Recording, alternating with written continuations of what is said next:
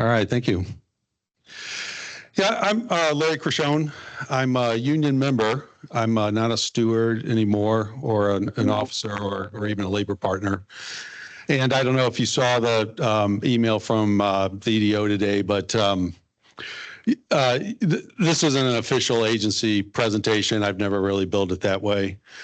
Just some background on this. When I was the union secretary, on multiple occasions, I coordinated some seminars. I brought the Office of Special Counsel out here to talk about prohibited personnel practices. I brought him out again to talk about the Hatch Act.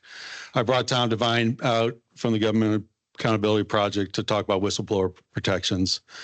And there wasn't a seminar scheduled for the fourth quarter of last year, so I brought Billy Gard out for that. The union decided not to sponsor that, but she still came out here and spoke. And for the first quarter of this year, I invited Tom Devine out. Later on, the union decided to actually do a seminar. So you know, he's not the speaker we have today at 1 o'clock. He's not the official union seminar, but you're welcome to stick around for that. And we are going to record it. So, and what brought this on was Tom was already coming out. We didn't know the time he was coming out till more recently. I already had the space scheduled. I already had the AV guys arranged, and then this telework policy came out. So I offered up to the union if they wanted to do a town hall with this time frame. They never got back with me till after I had sent the invite out. And I guess in fairness to them, they're meeting with the EDO tomorrow to get briefed on the new telework policy, and they plan on doing some Q&As after that happens.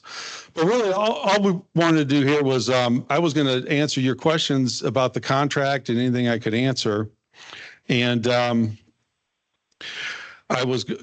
if I can't answer your question, I just wanted to get it captured so that hopefully we can get an answer from either the agency or the union for you.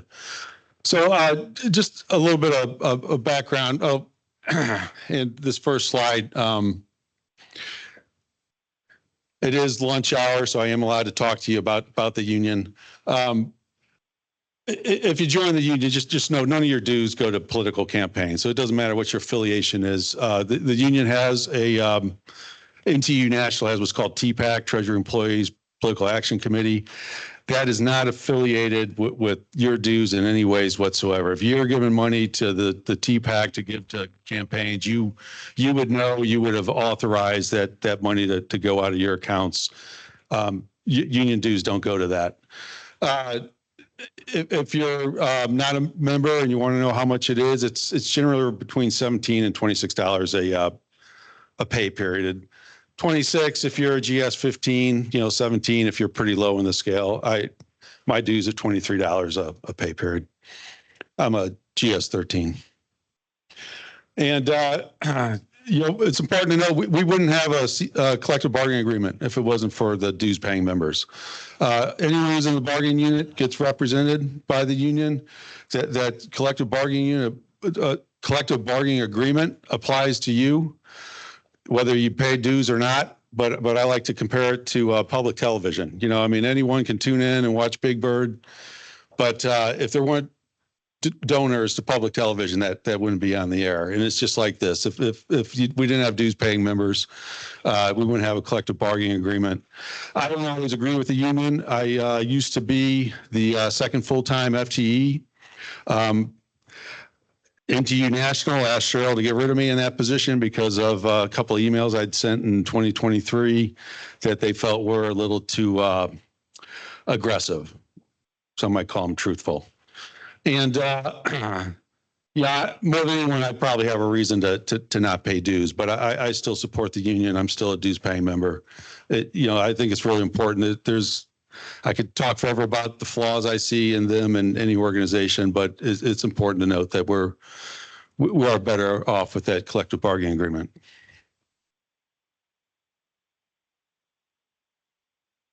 And I don't have a facilitator. I guess they were told they can't support me today after the EDO's email. I just want to give some background before I take any questions from anybody. In September 13th of 2021, Mary LaMary sent out a secret memo. It was, wasn't supposed to be shared with the staff. Right off the bat, this is illegal under labor law. So they have an obligation to inform the union of changes to working conditions, like radical changes to the telework approval process, so that we can decide within 10 days if we want to bargain those changes. Well, you can't really decide within 10 days if you want to bargain those changes if you don't get informed of them. So this was an unfair labor practice. It's a long story on why we didn't call them on it. I don't mind going into it, but I'm not going to take that time here. So anyways, that secret memo came out September 13th, 2021. One thing that's important to recognize about that is we were bargaining a new contract when that memo came out. All right. The agency has no excuse not to have put those items into the contract, yet their bargaining team didn't try to do that. Instead, they left them as requirements outside of the contract, which again, it's an unfair labor practice, but they were holding their supervisors to those. Just some of the items on the memo. It's full-time telework should be rare. Well, that's not in the contract. It should be used as a retention tool to maintain talent. Some of the other items is that they were supposed to try to limit the bulk of the agency to 6 days or less. This was coming out of the pandemic of telework. None of those are in the contract. They all could be in the contract. The agency could have, instead of putting them in this memo, tried to bargain them into the contract, but for whatever reason chose not to.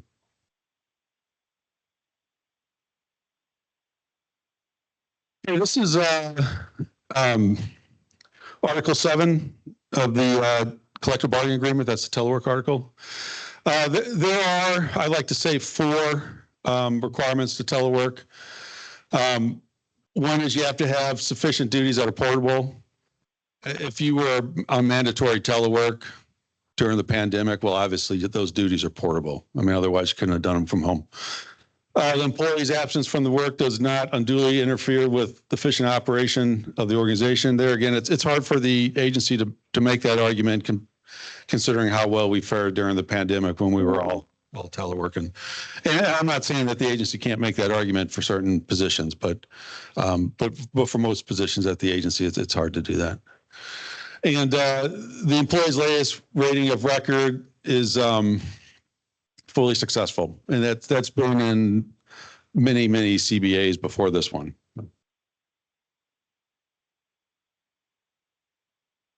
The fourth would be you have to be allowed to do it by law, and so you can't have any time and attendance fraud, and you can't been disciplined for viewing pornography, and those the agency has no leeway over, the union has no leeway over. Those are part of the public law on telework.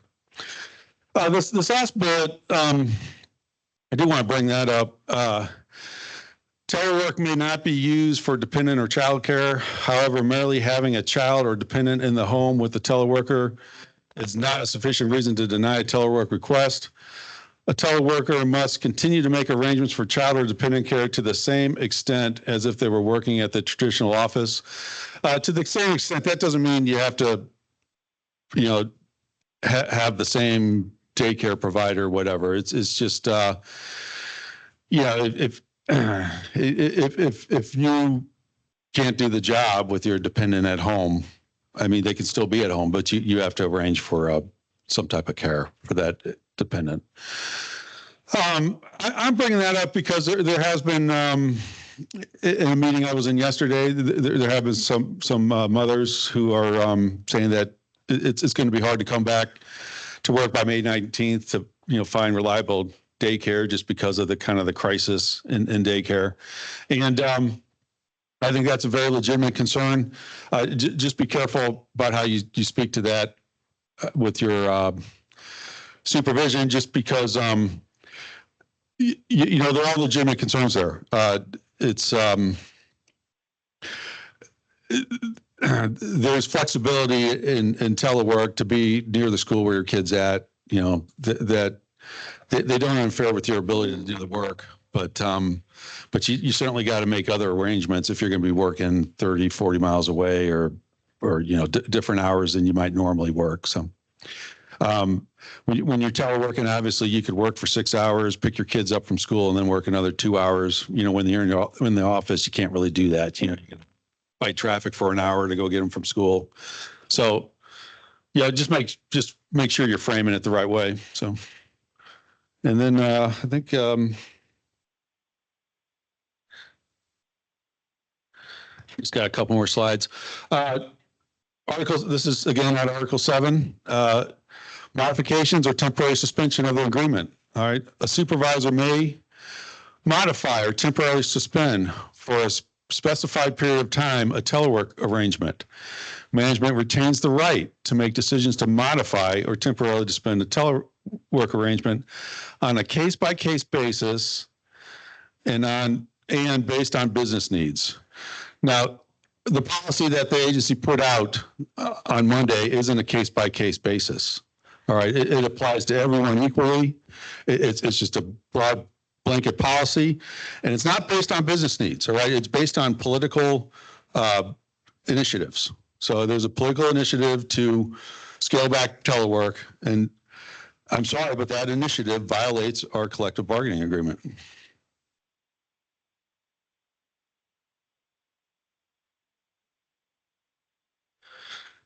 There's also a paragraph in Article 7 on termination of the agreement. All right. Now, I'm bringing this up because I was at a meeting yesterday. It was an all-region meeting, and the regional administrator for Region 3, spoke to us on the agency's view of this new policy. And the new policy is that anyone who has a telework agreement that requires or that allows for more than 4 days of telework a pay period, all right, that agreement will not be honored come May 19th. Prior to May 19th, we all have to put our agreements into this new database called TADA. And Jack Geisner, the regional administrator for Region 3, he let us know. He said, when we do that step and your supervisor goes in to approve that, they are not going to be approving anything that has more than 4 days of pay period of telework. And he did caveat that, there's people on special circumstances, telework, there's people on reasonable accommodations, things like that. But in general, the average employee, we're going to be limited to 4 days a week telework, 4 days of pay period telework, 4 days of pay period. So for my agreement, my agreement allows me to telework 6 days of pay period. Apparently that's being terminated. Well, there's a reason why you can terminate my agreement, and it's not because the president doesn't like it. All right, it's these 8 criteria here. The employee fails to adhere to any of the provisions of the telework agreement. The employee's performance in any critical element falls below a rating of fully successful. Appropriate work is no longer available, or a specific project has been completed. Office coverage requirements are not being met. The employee fails to truthfully report his or her time worked. The employee misuses government equipment. The employee refuses to use an agency-specified electronic means of communication while teleworking, or the employee fails to meet any of the telework eligibility requirements outlined in 7.4 above. So, there's those 8 reasons. What's not on there is executive orders from the president getting rid of telework. So, and then, there's other, we can terminate our telework at any time. So there's other things in that 7.9, but I just wanted to cover that background. This is from my telework agreement for my Form 624. I put this up here. I just wanted to note a couple things. I'm in the examiner group, all right? So we go and we give exams, and our schedule is dictated by the utilities, all right, that need operators examined. It's not a biweekly schedule. It is not the same schedule week by week. A lot of inspectors, it's the same way. Trainers, it's the same way. The who's, it's the same way. I was in research before being an examiner. My schedule varied all the time. I traveled to conferences. I had meetings I had to attend in person. So, I didn't have the same biweekly meeting, but this forum was really set up for, people who have like the same fixed job every 2 weeks. And not a big deal because it's a form that you can free form write in. So, I wrote in mine, instead of saying what days, I just said 2 days per pay period that will vary with opportunities. That's when I'll be in the office. And then alternate office, it will vary on office events and field opportunities. So, if I'm giving an exam, I'm not in the office. I'm at the site that's getting the exam. And approved workplace, well, I put it as defined in my Form 625s because, quite frankly, if I'm in Chicago, the Region 3 area, and I need to telework, I go to my sister's house.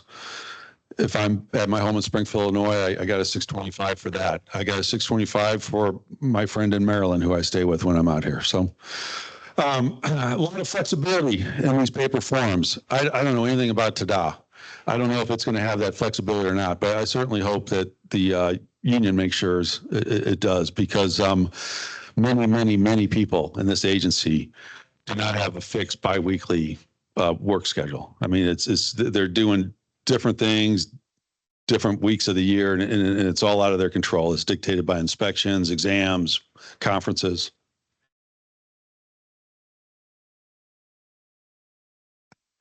And that's pretty much all I have. My questions for the agency or for the union is, we're going to request bargaining on this change. So they have 10 days. I don't know if it's 10 days or 10 working days from Monday to, request bargaining on the change. They're kind of in a pickle there, though, because the agency is claiming it doesn't violate the CBA. So it's like, in one sense, we technically we don't really need to bargain it. We already have Article 7. We're supposed to be following Article 7. So now we're in a weird position where we have to request bargaining for something that's already been bargained, and request bargaining on how the agency is going to violate that agreement. I mean, it's kind of nonsensical. So we're in a weird territory here. So I don't know what the union's going to do on that. It's just an open question. Will TDA allow flexible schedules or only allowed fixed? My suspicion is it's not going to be user friendly. It's going to assume that we all work a rigid biweekly schedule, and it doesn't take into account the real things we do in our job. But I might be wrong. So, and then the other question is Region 1 and Region 3 don't have the occupancy to have everyone come back to the office. So how are we going to work that? Is there going to be some type of selection-based process where you decide who continues the full-time telework, vice coming to the office? And that's all I have. I was really counting on a facilitator here monitoring the chat and gathering questions from anyone in the room or anyone online. And I think I can hear you if you speak up, if you got a question online. I don't see any hands raised. Yeah, okay. Yep. The chat the chat shows up here. Okay.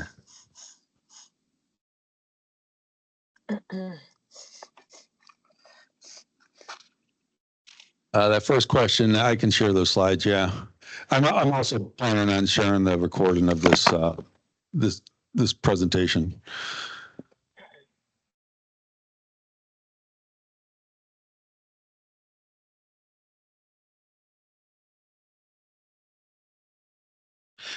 Okay, there's a question here from Aaron Sanders. I thought I heard you say the agency will revoke all telework agreements greater than 4 days a pay period. The email did not say that. How did you decide that is what they will do with, for example, current full-time telework plans? And I don't know if Jack Geisner addressed full-time telework specifically, but where I got the greater than 4 days per pay period was from Jack Geisner at the all region meeting yesterday. And I'm assuming Jack speaks for the agency. I'm assuming that the EDO briefed the regional administrators and the office directors, and he's just putting out what he got briefed. But I might be wrong. I doubt he's speaking off the cuff, but maybe he was. Regarding full-time telework, he did talk to that. I'm trying to think what he put out. I know there was a question about what if on your SF50 you don't have a duty station assigned. I think he addressed that. So, what is TDA? I don't know what TDA stands for, but what it is it's the new software product that we're going to have to put our telework agreements in. And Jack told us that when we go and put it in TDA, if you currently have an agreement that's 4 days a week or less, so it meets the standards. 4 days of telework a week. I'm sorry, I keep saying a week. 4 days of telework a pay period or less.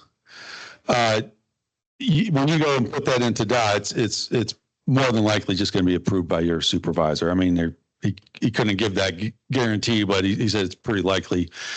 And if it's more, if it allows for more than 4 days of pay period, he said it's not going to be approved. So, and he did caveat that there's special circumstances, there's reasonable accommodations, but for most of us. So go ahead. You said just 4 days. Okay, 4 days of pay period telework, 6 days of pay period in office. Oh, yeah.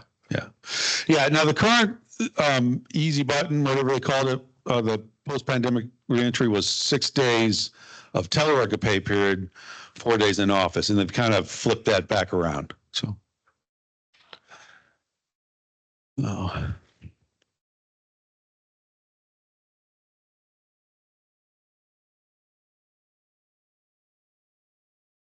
Oh, TDA got answered. It's Telework Agreement System Program.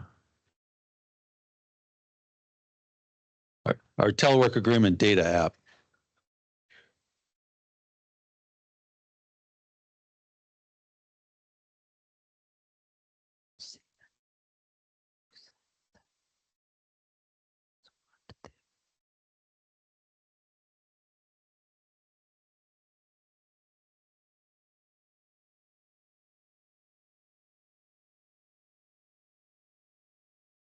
Yeah, so that answer from Michelle Burgess is what I understand the answer to be. If your current telework agreement meets the interim guidance, which is 4 days of teleworking, no more than 4 days of teleworking a pay period, and then that stands. And I was going to say you have to be in the office 6 days. I got to read that again, but obviously if you're on a 4-10 schedule, I think you can come in the office 4 days and 4 days of telework.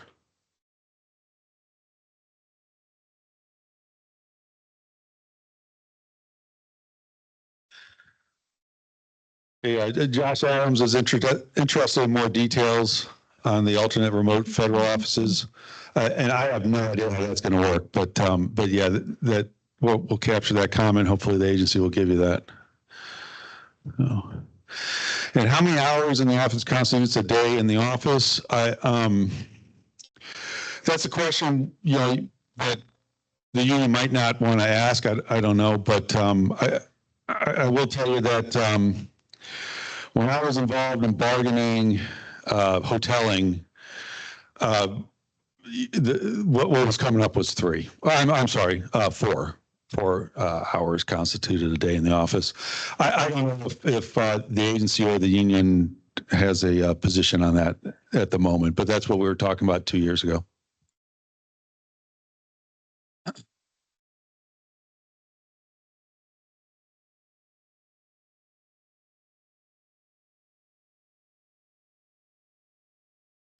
Yeah, there was a question on reasonable accommodations. Reasonable accommodations are only being approved on a temporary basis. It's my understanding that reasonable accommodations are entirely outside of this new telework policy. You know, in a sense, they're not really telework. They're as telework as regulated by Article 7. You know, they're kind of something else. They're what we're doing for people who have a need that telework kind of meets that need. So a medical need or some other type of need. So yes, I can't answer anything on reasonable accommodations. So I drive 3 hours on 5 days. Paper that I come into the office. Try to come in more. Yeah. So this item from Kelly, I think that's the concern of a lot of us.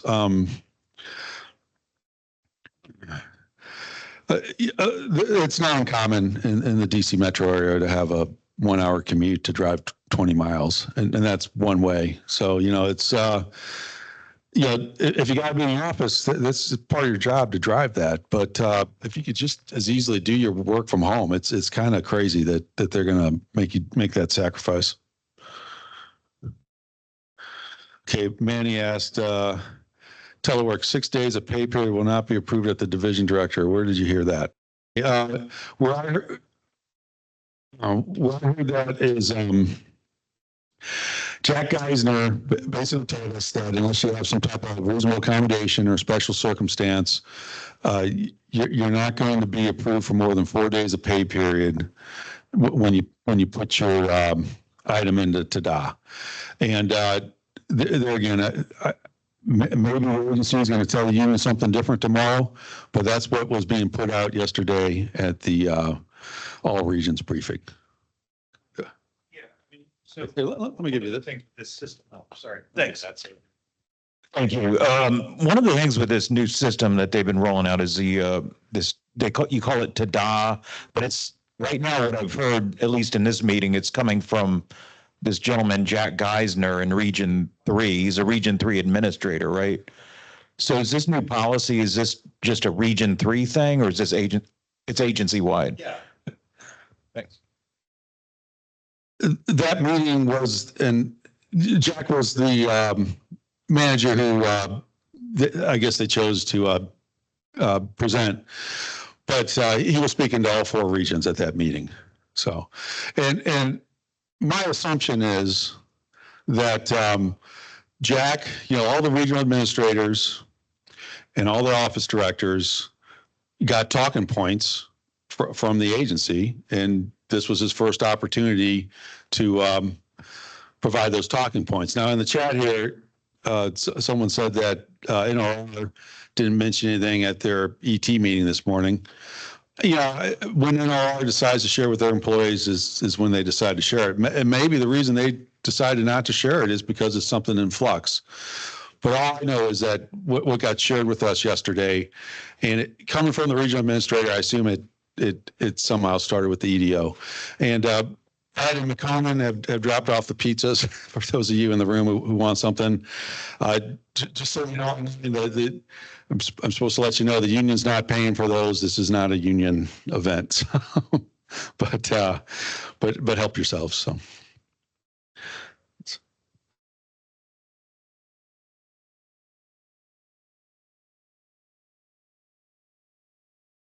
Yeah, that question, can you situationally telework in addition to your fixed days? Well, the answer to that's yes. And I think I read in the FAQs that it's going to be kind of restricted. It's not going to be liberally allowed, but the answer to that is yes.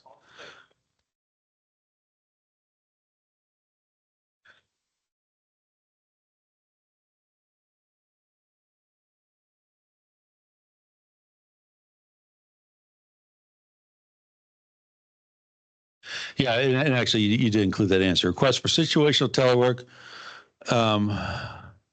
should be rare. So.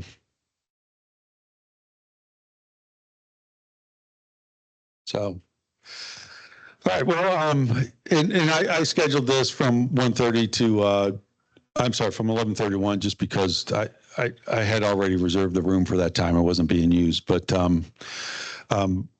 we can wrap this up if there's no more questions. I can just hang on the chat. So does anyone else have any questions on the telework policy?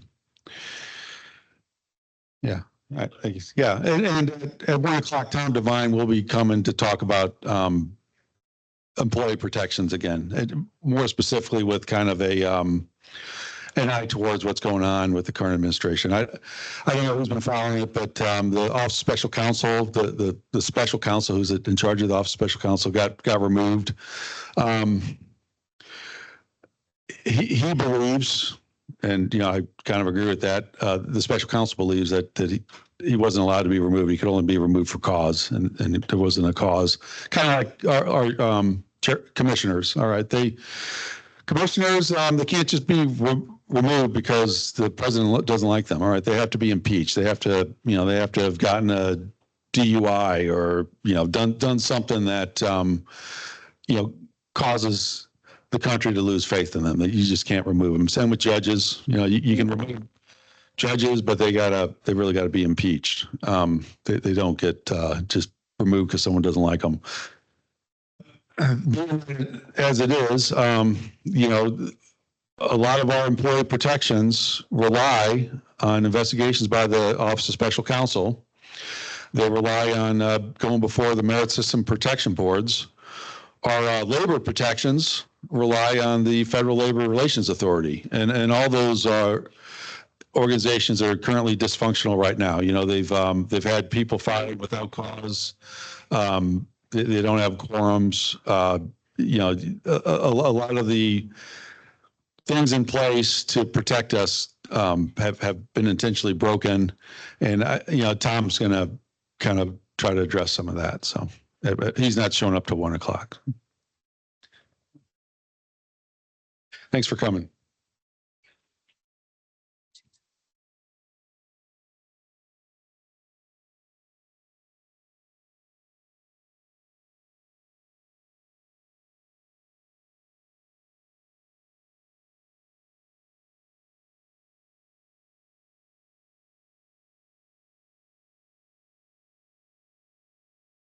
Hey, Larry, if you can still hear us, Helen has her hand up. Yeah, thank you. Yeah, Helen, you want to ask a question? Oh, yeah, thanks. Good afternoon. Thanks for hosting this. Can I ask when we have these in between times when we're not sure, and sometimes you just have to take a best guess, because the bargaining agreement doesn't open back up till November, right? For when it expires? Yeah. Okay.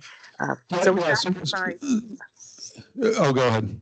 oh, sorry. With that in mind, in the past, they put a lot of discretion with the branch chief. So I know with a lot of the staff, how like, and this is silly, but I just want to talk a scenario out. So, like if you have the cable person come in and they say, oh, I'm dating myself, but anyway, they say I'll be here from 6 a.m. to 6 p.m. A lot of staff might ask to work at home that day and, just take off when the actual cable or service provider shows up. So what I heard anecdotally is that is not allowed anymore, or has a reason for that basis date for project-based telework or anything else. It's just go take leave. Are you allowed to share whether that's sort of the strain or the approach these days? Okay, thanks. Just curious about the language. Yeah, that's one of the questions that might be intentionally avoided, because what that comes down to is your individual branch chief might be very flexible. And my experience with branch chiefs at this agency, and not just my experience, but what we get from union surveys, is about 80%, 83% of them are very flexible. I mean, if you're getting the work done and you need to telework a certain day because the cable guy's coming, they don't have any problem with it. About 17% of them you know, unless there's something that specifically says you can do that, you know, they have an issue with it. And it's because of those 17% that we have a collective bargaining agreement. All right. The NTU would never have been asked to come in and represent us if all the branch chiefs were like the 80% that are kind of more flexible. I don't know if I answered your question, but you did bring up the contract that's coming up. And so November 15th, our contract expires. In the past, if we didn't come to agreement on that date, the standard was the old contract was honored while we negotiated a new one. If that standard isn't followed by the agency, no one really knows what it's going to be replaced with. So, I mean, we're all assuming that the contract's going to stay into effect until a new one is negotiated or bargained. But no one can guarantee that. Now, I'd be very surprised if we deviate from that just because I don't know what the deviation is. I mean, do you do what Doge dictates to you or something? I mean, maybe the agency's willing to do that. Right now, we do have a 3-2 split on the commissioners. So I don't know. But the other thing about the contract is the agency can't just say, we're going to write Telework the way Elon Musk told us to, or Russell Vought tells us to. They can't just do that. I mean, they have to bargain that. So if they're going to get rid of Telework for us, they got to give us something in return. Now, I doubt I'm going to be on that bargaining team. I've been on bargaining teams in the past, but I'd be surprised if the union asked me to participate in that. And if I was, I don't even know what what we'd bargain to get without Telework. But that's the process there. And then, you know, come May 19th, when they tell you that your Telework agreement is null and void and that you got to put something else into DA if you want to Telework, well, they've just violated the contract. But they've been violating the contract since 2021 with the Mary LaMary secret memo. So I don't know how that's going to play out. In the past, you file a grievance and you do your you pretty much do everything as is till the grievance goes through arbitration. I don't know if there's a legal requirement for that or if that's just tradition. So if we follow that tradition, if you file the grievance when you were told your Telework was terminated, well, you'd get to Telework at least until that went to arbitration. Through arbitration. And if it goes to arbitration, that's up to the agency. I'm sorry, that's up to the NTU national, not the chapter, but the national union. And it's not a guarantee that they're going to take your case to arbitration. I can tell you if they implement a policy that they're not going to arbitrate, well, that's giving the agency a blank check to just deny your Telework and remove it from you. So it kind of the Constitution, the 10 CFR Part 50, and the CBA, they're all only as good as the people implementing them. And, if we don't have people standing up to implement our collective bargaining agreement, it's not worth anything. So.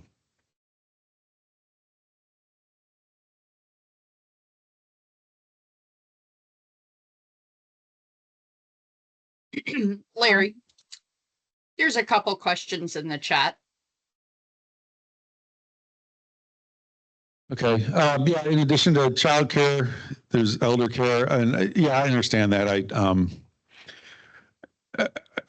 I wasn't intentionally ignoring that. I just I talk about childcare because I think that's the more common concern that I've heard people expressed. So. Oh.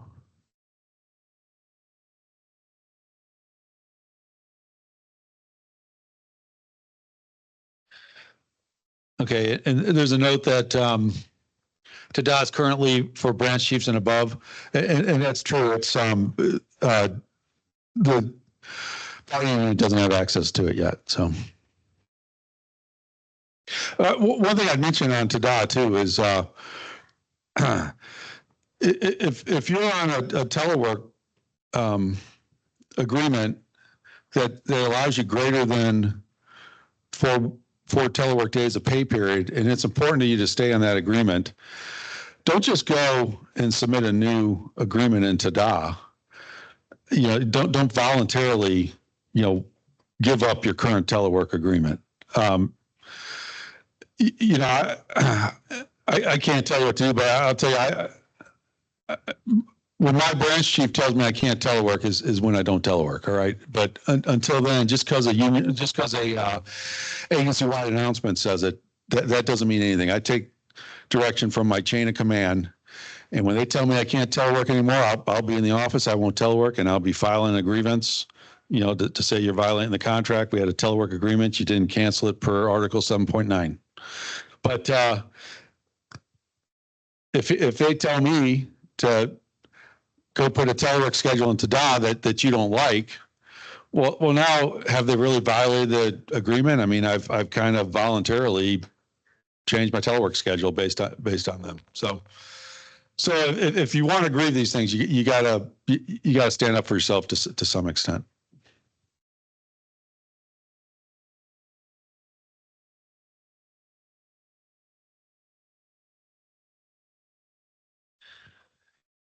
What about the requirement to be in the office for 32 and a half hours? Is that going away? I don't know if you could use your microphone. Is that about to avoid a cubicle? Yeah, hoteling. Okay. I don't know how that's changing. So I don't think so. I mean, that's in the contract too. And that is something that would be probably part of any bargaining we do on this new change to the telework agreement or to the telework policy. But like I said before, it's kind of confusing as to how that's going to get bargained. I mean, you don't normally bargain how the agency is going to be allowed to violate your contract. So I don't know how the NTU is going to handle that. Is hoteling going away? I don't think so. The problem with hoteling though is if you have like Region 1 and Region 3, if you have your cubicles sized for or your number of cubicles sized for people who are, you know, on average teleworking 6 days a pay period, and now you only allowed them to telework 4 days a pay period, you do run out of cubicles. And I didn't see anything, and I didn't hear Jack say it, I didn't see it in any FAQ or in the telework policy where they're going to be dictating to us our telework days. I don't think they're allowed to do that. And I don't think they're allowed to say, look, Larry, you want to telework on Friday, but now you got to be in the office Friday. You can only telework on Tuesday because we got rid of office space in Region 3. I haven't heard them say that. And if they're going to tell us that, that's another thing that would have to be bargained. No.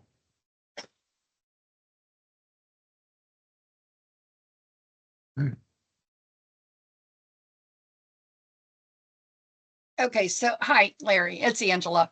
What I'm hearing, and I think this is probably on a lot of our minds, or not, maybe I'm just speaking for myself here, is that basically if we sign the telework, if we put in for a new telework schedule, we're doing it voluntarily. So therefore we don't have any grievance to file.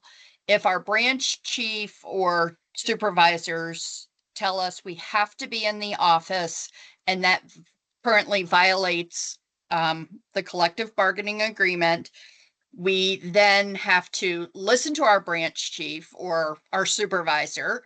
But at that point, we would file a grievance because it's not following the CBA, right? And then that would be on an individual basis, one by one.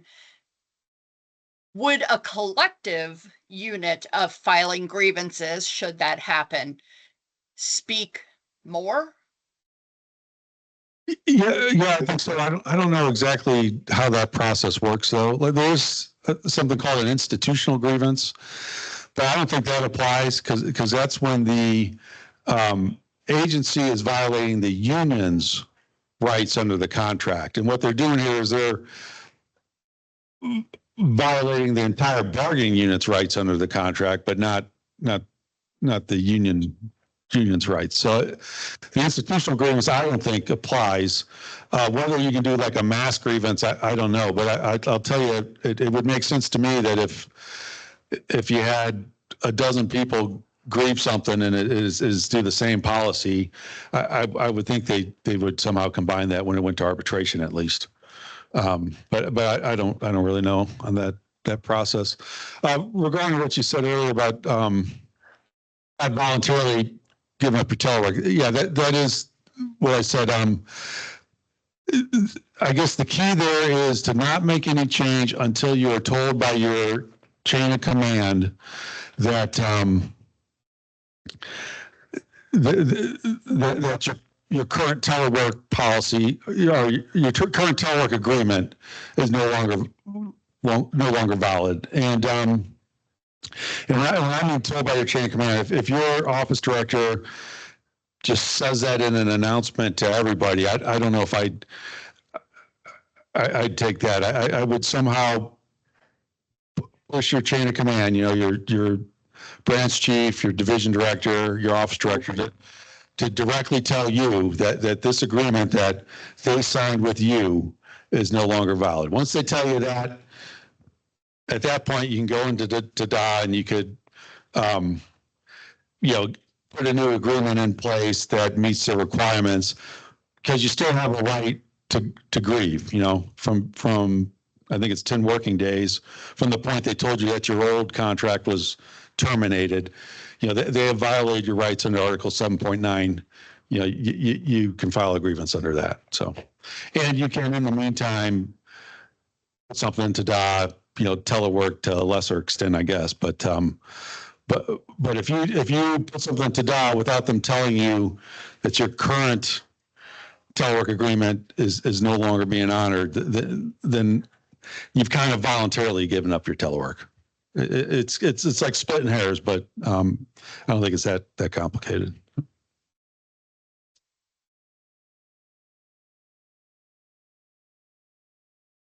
There's a question on the line, or a hand raised. Go ahead.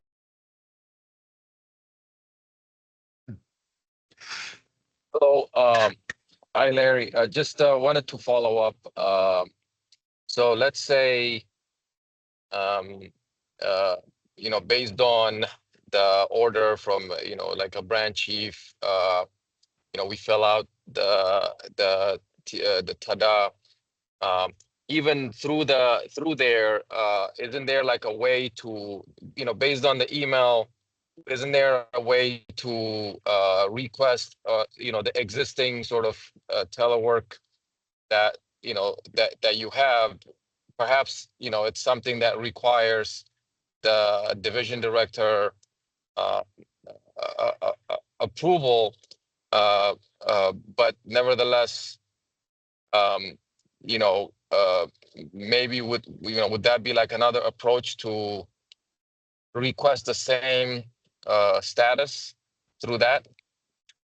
Well, yeah, but now it's my understanding, by the way, that you can do that they can approve it. But Jack Geisner's also said if it doesn't conform to the 4 days or less, you're going to get denied unless there's special circumstances.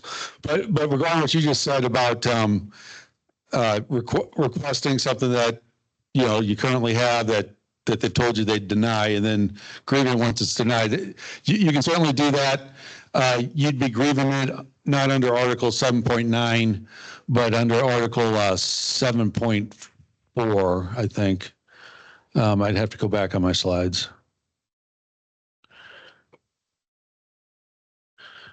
Oh, just to follow up, Larry. Yeah, I wasn't suggesting that, perhaps filing a grievance, based on the denial Yeah. But like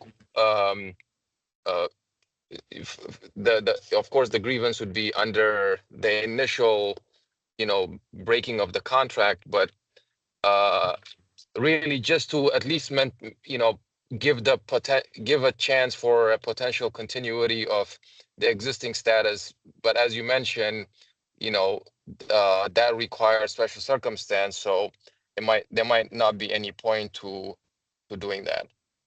Yeah.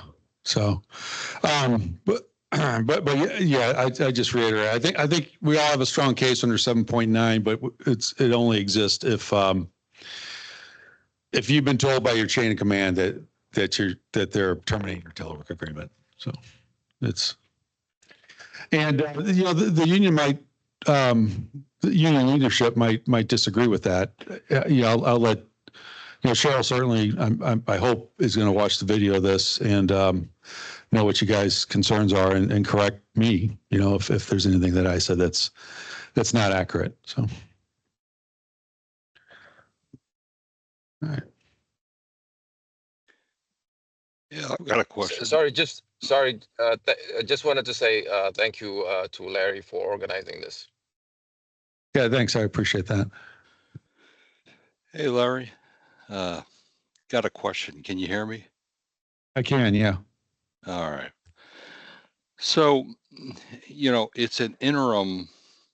It says interim in the title. And I'm assuming when they say that, that's associated with the collective bargaining agreement in November coming up. But is that really a correct assumption that it would last until then?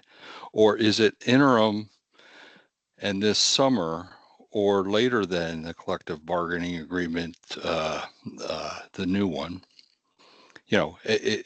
Interim doesn't really, it's ambiguous a little bit because they're not really following the collective bargaining agreement. So if they're not following the collective bargaining unit, then interim could mean any time period, I would think. Yeah, I can't really answer that question, but I will say that I read interim the same way you did, that they're saying this is the policy from here until we change it after November 15th when we bargain something into the collective bargaining agreement. But they might have meant something else by that. I'm not really certain. So. Okay. Thanks. Yeah.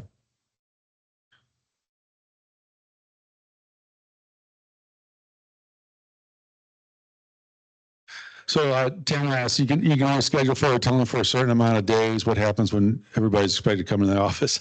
I have to admit, I can't answer that question. I'm at Region 3. We have a hotel in Region 3. I'm supposed to schedule a cubicle in advance. I've never figured out how to do that. Every time I go up to Region 3, there's cubicles galore, and I just sit wherever I feel like sitting.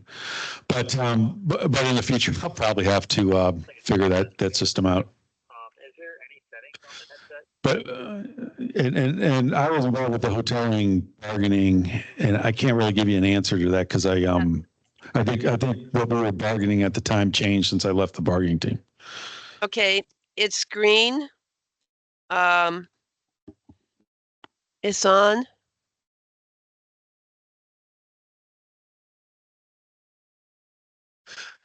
And go asked, is there any way for us to know if OPM approved of this plan? I was thinking it's possible that could mean OPM approves or denies the plan.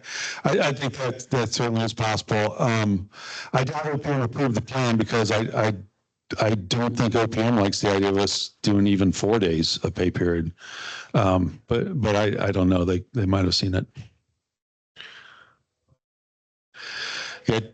Tamara said you can't do that in HQ. You have to schedule a cubicle to sit in. I've been getting away with doing it at HQ too, though. But I guess you just got to be flexible where you're willing to sit.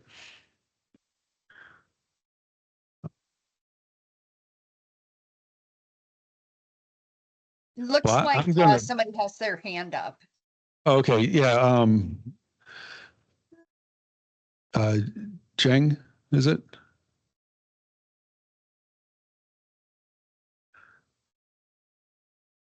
Okay, lowered it.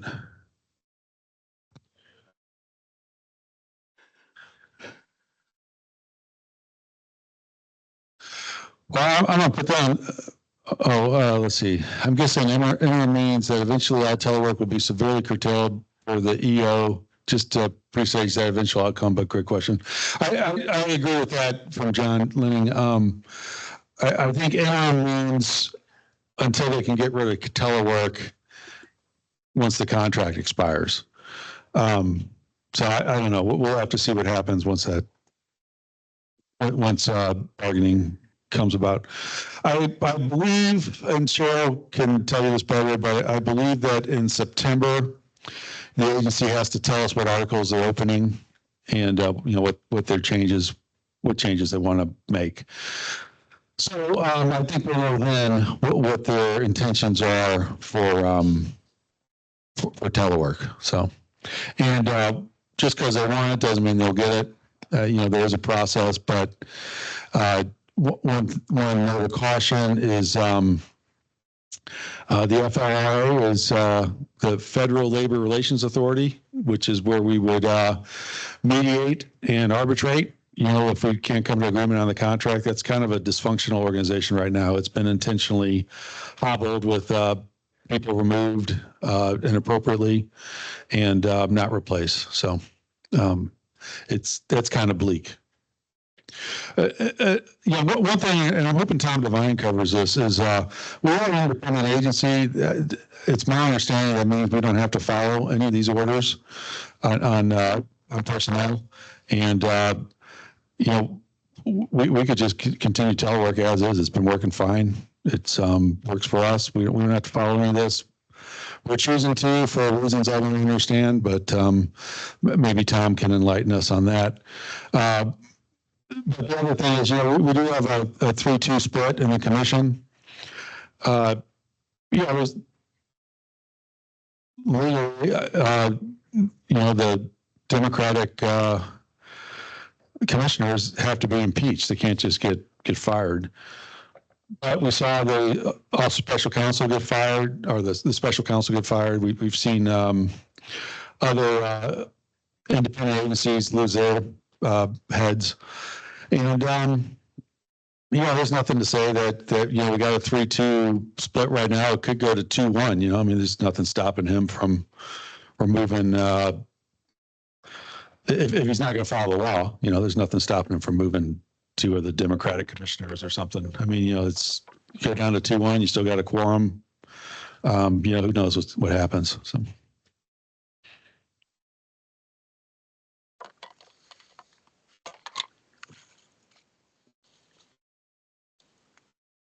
Is there any chance that telework would be kept come November when the BU is expired? Again, November, I think we're not going to have a new contract by November. And like I said before, the standard is the old contract stays in place while you're arbitrating and bargaining the new one. I don't know what happens if they don't adhere to that standard. But I think you all should be more preparing for full-time in the office, maybe in a year or something, but I don't know about November. And there's a chance that might not be happening, but that's certainly what's going to happen if the administration gets its way. So, yeah.